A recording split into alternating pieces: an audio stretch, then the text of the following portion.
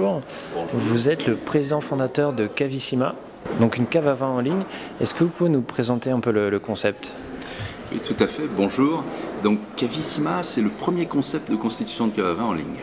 Alors on a mis en place un certain nombre de services pour pouvoir rendre l'accès à la cave le plus simple possible pour un plus grand nombre. Donc parmi les services, on a une boutique en ligne avec plus de 600 références qui sont la sélection d'un très grand sommelier. Donc John Evrard, qui a été le premier chef sommelier chez Paul Bocuse pendant plus de 10 ans, et également meilleur ouvrier sommelier de France en 2007. Donc c'est lui qui préside à la sélection des vins. On a différentes gammes, on a des vins de garde, uniquement des vins de garde à partir de 7 € la bouteille et qui sont représentatifs de toutes les régions de France. Alors à cela, on ajoute un service de conservation du vin dans un chai, dans une cave en Bourgogne, un endroit qui est sécurisé et adapté pour la garde et pour le vieillissement des vins.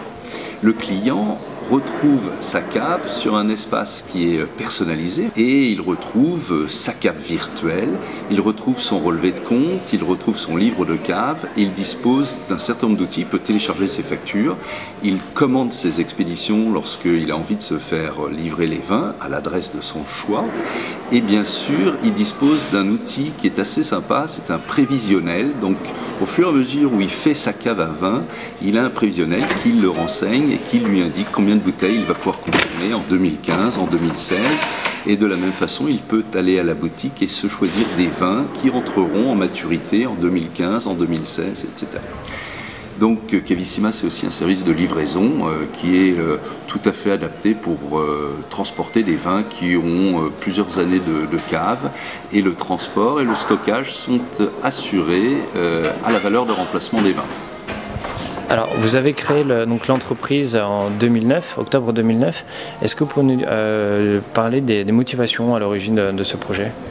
Tout à fait. Donc, moi, aujourd'hui, quand j'ai créé l'entreprise, j'avais 49 ans. J'avais terminé ma première vie professionnelle, qui était une vie de salarié. Je voulais être entrepreneur. J'ai un domaine qui est un domaine passion ou plaisir qui s'appelle le vin de garde. J'adore boire des vins qui ont quelques années de cave. J'ai eu l'occasion de me faire voler ma cave à Paris à plusieurs reprises. Et puis, le moment venu, j'ai commencé à acheter du vin et je me suis dit que c'était quand même quelque chose d'assez difficile, et c'est comme ça que j'ai imaginé le concept de Cavissima. Alors, est-ce que vous pouvez nous parler un petit peu du profil de vos clients? Aujourd'hui, il y a deux grandes familles qui se dessinent et je pense qu'on en est encore au début. Mais parmi ces deux grandes familles, on trouve d'une part des Français qui vivent à l'étranger, qui rêvent d'avoir une cave et qui préparent leur retour en France. Et puis d'autre part, des urbains, beaucoup de Parisiens qui n'ont pas d'espace de stockage et qui veulent se faire une cave à vin progressivement. Récemment, vous avez annoncé une levée de fonds de 250 000 €.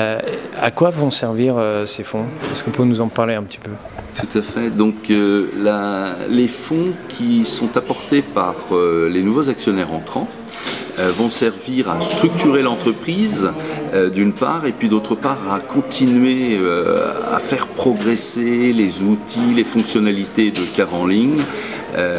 L'idée étant d'être sans cesse plus performant pour les clients qui vont vouloir voir plusieurs caves, se faire livrer les vins en caisse panachée, et puis développer une application mobile et par la suite traduire le site en langue étrangère. Dernière question, quels sont vos objectifs pour l'année à venir? Alors pour 2012, l'idée c'est d'atteindre, de dépasser les 500 000 € de chiffre d'affaires, de recruter, d'avoir 500 clients, plus de 500 clients inscrits, et puis on a toute une feuille de route au niveau du développement, mais voilà les principaux objectifs.